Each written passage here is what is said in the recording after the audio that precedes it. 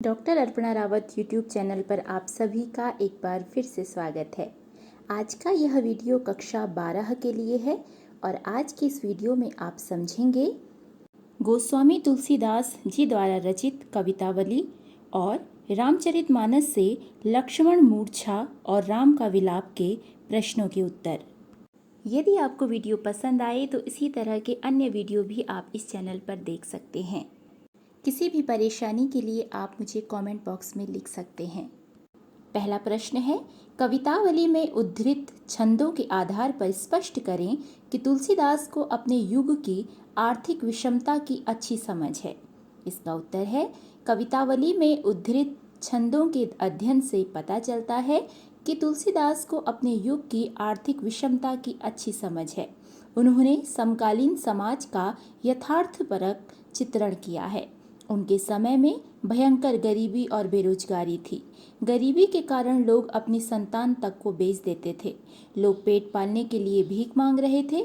कोई लोगों को मूर्ख बना रहा था तो कोई अमीरों के तलवे चाट रहा था। किसानों की हीन दशा का मार्मिक वर्णन भी किया गया है। प्रकृति की मार व राजाओं के शोषण ने उन्हें आत्महत्या तथा संतान को बेचने के लिए विवश कर दिया था। चारों ओर भूखमरी और विवशता थी। प्रश्न 2 है, पेट की आग का शमन ईश्वर भक्ति का मेघ ही कर सकता है। तुलसी का यह काव्य सत्य क्या इस समय का भी युग सत्य है? तर्क संगत उत्तर दीजिए। इसके 2 उत्तर हैं। आप सहमत हैं तो आप लिखेंगे और यदि आप असहमत हैं तो आप उत्तर 2 लिखेंगे। पहला उत्तर है, जब पेट में आग जलती है तो उसे बुझाने के लिए व्यक्ति हर तरह का बुरा कार्य कर सकता है, किंतु यदि वह ईश्वर का नाम जप ले तो उसकी अग्नि का शमन हो सकता है, क्योंकि ईश्वर की कृपा से वह सब कुछ प्राप्त कर सकता है। तुलसी का यह काव्य सत्य आज भी उतना ही प्रासंगिक है जितना कि उस समय था। ईश्वर भक्ति का मेघ ही मनुष्य को अनुचित कार्य करने से रोकने की क्षमता रखता है। अर्थात यदि मनुष्य के मन में भक्ति हो तो वह गलत कार्य नहीं करेगा। दूसरा उत्तर है इसका, तुलसी राम भक्त हैं, वह राम नाम की महिमा का वर्णन कर रहे हैं। इस समय का युग सत्य युग नहीं है। आज का युग धार्मिक नहीं है अपितु आर्थिक है। अर्थ के लिए ईश्वर भक्ति की नहीं अपितु मेहनत और संघर्ष की आवश्यकता होती है। तो यदि आप इस बात से सहमत हैं तो आप उत्तर 1 लिखेंगे और यदि आप भक्ति वाली बात से सहमत नहीं हैं तो आप उत्तर 2 लिखेंगे। प्रश्न 3 है, तुलसी ने यह कहने की जरूरत क्यों समझी? धूत कहो अधूत कहो रजपुतु कहो जुल्हा कहो कोऊ, काहू की बेटी सो बेटा न ब्याहब काहू की जाति बिगाड़ न सोऊ। इस सवैया में काहू के बेटा सो बेटी न ब्याहब कहते तो सामाजिक अर्थ में क्या परिवर्तन आता? इसका उत्तर है, तुलसीदास जातिगत भेदभाव से दूर थे। वे इनमें विश्वास नहीं रखते थे। उनके अनुसार व्यक्ति के कर्म ही उसकी जाति बनाते हैं। तुलसीदास कहते हैं कि कोई मेरी बुराई करता है और कोई मेरी बड़ाई करता है। कोई मुझे राजपूत कहता है तो कोई मुझे जुलाहा कहता है। जिसको जो कहना है कहे, मुझे कोई फर्क नहीं पड़ता है। यदि वे काहू के बेटा सो बेटी न ब्याहब कहते हैं तो उसका सामाजिक अर्थ यही होता है कि मुझे बेटा या बेटी किसी में कोई अंतर नहीं दिखाई देता। यद्यपि मुझे बेटा या बेटी नहीं ब्याहने हैं, परंतु मैं बेटा बेटी अर्थात संतान के महत्व को समझता हूँ। ये इसका दूसरा अर्थ यह भी है कि उस समय समाज में दूसरी जातियों में विवाह हुआ करते थे, लेकिन उन्हें अच्छी दृष्टि से नहीं देखा जाता था।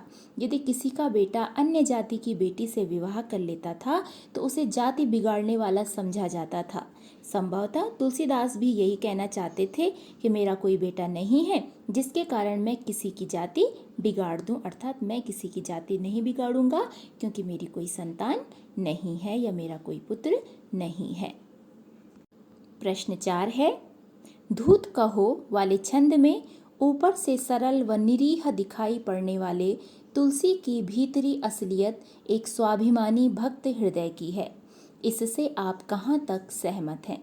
इसका उत्तर है, तुलसीदास का जीवन सदा अभाव में बीता, लेकिन उन्होंने अपने स्वाभिमान को जगाए रखा। इसी प्रकार के भाव उनकी भक्ति में भी आए हैं। धूत कहो वाले छंद में उनके भक्त हृदय के आत्मविश्वास का चित्रण किया गया है। उन्होंने समाज में व्याप्त भेदभाव के तिरस्कार का साहस दिखाया है, अर्थात उन्होंने भेदभाव के विपरीत कार्य किया है, उन्होंने उसका विरोध किया है। तुलसी राम में एकनिष्ठ होकर समाज की कुरीतियों का विरोध करते हैं तथा अपने स्वाभिमान को महत्व देते हैं। प्रश्न 5 है, व्याख्या करें। पहला है, मम हित लागी तजेहु पितु माता सहेहु विपिन हिम आतप बाता जो जन तेउ बन बंधु बिछोहु पितु बचन मन तेउ नहीं ओहु। इसकी व्याख्या है, लक्ष्मण के मूर्छित होने पर राम विलाप करते हुए कहते हैं कि तुमने मेरे हित के लिए माता पिता का त्याग किया और वनवास स्वीकार किया। तुमने वन में रहते हुए सर्दी, धूप, आंधी आदि सहन किया। यदि मैं जानता कि वन में अपने भाई से बिछड़ जाऊंगा तो मैं पिता की बात नहीं मानता और न ही तुम्हें अपने साथ लेकर वन आता। व्याख्या में दूसरा है, जथा पंख बिनु खग अति दीना मनि बिनु फनी करि बर करहीना अस मम जीवन बंधु बिनु तोही जो जड़ दैव जीवाए मोही। इसकी व्याख्या है, मूर्छित लक्ष्मण को देखकर राम विलाप कर रहे हैं कि तुम्हारे बिना मेरी दशा ऐसी हो गई है जैसे पंखों के बिना पक्षी की, मणि के बिना सांप की और सूंड के बिना हाथी की स्थिति हो जाती है। ऐसी स्थिति में मैं अक्षम व असहाय हो गया हूँ। यदि भाग्य ने तुम्हारे बिना मुझे जीवित रखा तो मेरा जीवन इसी तरह शक्तिहीन रहेगा। अर्थात राम लक्ष्मण के बिना अपने आप को अत्यंत दुर्बल दिखा रहे हैं। व्याख्या में तीसरा है, मांगी के खैबो मसीत को सोईबो लेबो को एक न देबो को दो। इसकी व्याख्या है, तुलसीदास कहते हैं कि समाज की बातों का उन पर कोई प्रभाव नहीं पड़ता। वे किसी पर आश्रित नहीं हैं। वे जीवन निर्वाह के लिए भिक्षावृत्ति करते हैं और मस्जिद में सोते हैं। उन्हें संसार से कोई लेना देना नहीं है, अर्थात वे बिल्कुल निश्चिंत होकर रहते हैं। व्याख्या में चौथा है, ऊंचे नीचे करम धर्म अधर्म करी पेट ही को पचत बेचत बेटा बेट की। इसकी व्याख्या है, तुलसीदास के समय में बहुत गरीबी थी। लोग पैसे के लिए सभी तरह के कर्म किया करते थे। वे धर्म अधर्म के बारे में नहीं सोचते थे, केवल पेट भरने के विषय में सोचते थे। पेट की आग को शांत करने के लिए वे अपनी संतान को बेचने के लिए विवश हैं, अर्थात पेट भरने के लिए व्यक्ति कुछ भी कर गुजरने को तैयार था। प्रश्न 6 है, भ्रातृ शोक में हुई राम की दशा को कवि ने प्रभु की नरलीला की अपेक्षा सच्ची मानवीय अनुभूति के रूप में रचा है। क्या आप इससे सहमत हैं? तर्कपूर्ण उत्तर दीजिए। इसका उत्तर है, लक्ष्मण के मूर्छित होने पर राम एक साधारण मनुष्य की तरह विलाप करने लगते हैं। राम ने कई ऐसी बातें कही हैं जो साधारण मनुष्य ही कहता है, जैसे यदि मुझे तुम्हारे वियोग का पहले पता होता तो मैं तुम्हें अपने साथ नहीं लाता। माता को क्या उत्तर दूंगा, मैं अयोध्या जाकर क्या मुंह दिखाऊंगा आदि। ये बातें ईश्वर नहीं कह सकते क्योंकि वे तो सब कुछ पहले से ही जानते हैं। ईश्वर इस तरह शोक व्यक्त भी नहीं करते। राम स्वयं को लक्ष्मण के बिना अधूरा समझते हैं, ऐसा विचार भी आम व्यक्ति ही कर सकता है। इस तरह कवि ने राम को एक आम व्यक्ति की तरह प्रलाप करते हुए दिखाया है जो उसकी सच्ची मानवीय अनुभूति के अनुरूप ही है। हम इस बात से सहमत हैं कि यह विलाप प्रभु की नरलीला की अपेक्षा मानवीय अनुभूति है। प्रश्न 7 है, शोकग्रस्त माहौल में हनुमान के अवतरण को करुण रस के बीच वीर रस का आविर्भाव क्यों कहा गया है? इसका उत्तर है, लक्ष्मण के मूर्छित हो जाने पर श्री राम विलाप कर रहे थे।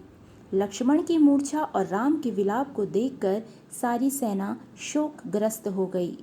हनुमान लक्ष्मण के लिए संजीवनी बूटी लेने गए थे। चारों तरफ शोक का माहौल था। इसी बीच हनुमान संजीवनी बूटी लेकर आ गए। हनुमान के आ जाने से सबके मन में वीर रस का संचार हो गया और सबको लगने लगा कि अब लक्ष्मण की मूर्छा टूट जाएगी। इसीलिए कवि ने हनुमान के अवतरण को करुण रस के बीच वीर रस का आविर्भाव कहा है। प्रश्न संख्या 8 है, जेहं अवध कवन मोह लाई, नारी हेतु प्रिय भाई गवाई। बरु अपजस सहतें जग माही, नारी हानि विशेष क्षति नाहि। भाई के शोक में डूबे राम के इस प्रलाप वचन में स्त्री के प्रति कैसा सामाजिक दृष्टिकोण संभावित है? इसका उत्तर है, भाई के शोक में डूबे राम ने कहा कि मैं अवध क्या मुंह लेकर जाऊंगा। वहां लोग कहेंगे कि पत्नी के लिए प्रिय भाई को खो दिया। वे कहते हैं कि नारी की रक्षा न कर पाने का अपयश मैं सह लेता, किंतु भाई की क्षति का अपयश सहना मुश्किल है। नारी की क्षति कोई विशेष क्षति नहीं है। राम के इस कथन से नारी की निम्न स्थिति का पता चलता है। उस समय पुरुष प्रधान समाज था, नारी को पुरुष से कम माना जाता था। नारी के खो जाने से कोई विशेष हानि नहीं मानी गई है। अब हैं पाठ के आसपास के प्रश्न। प्रश्न 1 है, कालिदास के रघुवंश महाकाव्य में पत्नी इंदुमती के मृत्यु शोक पर अज तथा निराला की सरोज स्मृति में पुत्री सरोज के मृत्यु शोक पर पिता के करुण उद्गार निकले हैं। उनसे भ्रातृ शोक में डूबे राम के इस विलाप की तुलना करें। इसका उत्तर है, रघुवंश महाकाव्य में पत्नी इंदुमती की अचानक हुई मृत्यु से पति अज शोकग्रस्त हो जाता है। उसे उसके साथ बिताए हर क्षण की याद आती है। वह पिछली बातों को याद करके रोता है। यही स्थिति निराला जी की है। अपनी एकमात्र पुत्री सरोज की मृत्यु होने पर निराला जी को गहरा आघात लगता है। निराला जी जीवन भर यही पछतावा करते रहे कि वे अपनी पुत्री के लिए कुछ न कर सके। लक्ष्मण के मूर्छित हो जाने पर राम का शोक भी इसी प्रकार का है। लक्ष्मण के मूर्छित होने से उन्हें लगता है कि उनका जीवन भी समाप्त सा हो गया है। अंतर केवल इतना है कि इंदुमती व सरोज की मृत्यु हो चुकी थी, परंतु लक्ष्मण मूर्छित हैं और उनकी मृत्यु की आशंका है। पाठ के आसपास से प्रश्न 2 है, पेट ही को पचत बेचत बेटा बेटकी। तुलसी के युग का ही नहीं, आज के युग का भी सत्य है। भूखमरी में किसानों की आत्महत्या और संतानों को भी बेच डालने की हृदय विदारक घटनाएं हमारे देश में घटती रही हैं। वर्तमान परिस्थितियों और तुलसी के युग की तुलना करें। इसका उत्तर है, भूखमरी की दयनीय स्थिति में मनुष्य जीवित रहने के लिए हर प्रकार का कार्य करता है। कर्ज लेता है, अपनी संतान को बेच देता है। जब कर्ज का बोझ बढ़ जाता है तो आत्महत्या तक कर लेता है। उस समय लोगों के पास कमाने का कोई साधन न था। भूखमरी से तंग आकर व्यक्ति अनैतिक कार्य करने लगे, बेटा बेटी का सौदा करने लगे। अत्यधिक गरीबी व पिछड़े क्षेत्रों में यह स्थिति आज भी यथावत है। तुलसी तथा आज के समय में अंतर यह है कि पहले आम व्यक्ति मुख्यतया कृषि पर निर्भर था। आज आजीविका के लिए कृषि के अतिरिक्त और भी रास्ते हैं। प्रश्न 3 है, तुलसी के युग की बेकारी के क्या कारण हो सकते हैं? आज की बेकारी की समस्या के कारणों के साथ उसे मिलाकर कक्षा में परिचर्चा करें।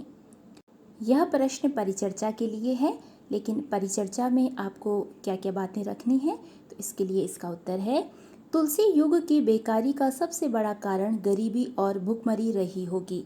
बार बार अकाल पड़ जाता था। लोगों के पास इतना धन नहीं था कि वे कोई रोजगार कर पाते। इसी कारण लोग बेकार होते चले गए। वर्तमान में बेकारी का कारण गरीबी, भ्रष्टाचार, अशिक्षा और जनसंख्या वृद्धि है। इन सब कारणों से बेरोजगारी बढ़ती जा रही है।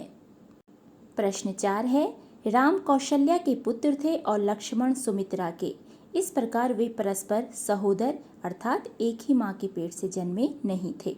फिर राम ने उन्हें लक्ष्य करके ऐसा क्यों कहा? मिलई न जगत सहोदर भ्राता। इस पर विचार करें। इसका उत्तर है, राम और लक्ष्मण सहोदर नहीं थे, परंतु वे सबसे ज्यादा एक दूसरे के साथ रहे। राम अपनी माताओं में कोई अंतर नहीं समझते थे और लक्ष्मण सदैव परछाई की तरह राम के साथ रहते थे। लक्ष्मण ने श्री राम के दुख दूर करने के लिए सदैव कष्ट उठाए। राम का छोटा सा दुख भी लक्ष्मण देख नहीं पाते थे। उनके जैसा त्याग सहोदर भाई भी नहीं कर सकता था। इसी कारण राम ने कहा कि मिलई न जगत सहोदर भ्राता, अर्थात लक्ष्मण जैसा सहोदर भाई संसार में दूसरा नहीं मिल सकता। प्रश्न 5 है, यहाँ कवि तुलसी के दोहा, चौपाई, सोरठा, कवित्त, सवैया ये 5 छंद प्रयुक्त हैं। इसी प्रकार तुलसी साहित्य में और छंद तथा काव्य रूप आए हैं। ऐसे छंदों व काव्य रूपों की सूची बनाएं। इसका उत्तर है तुलसीदास जी ने अपने काव्य में दोहा, चौपाई, सोरठा, कवित्त, सवैया, बरवई, छपैया, हरिगीतिका आदि का प्रयोग किया है।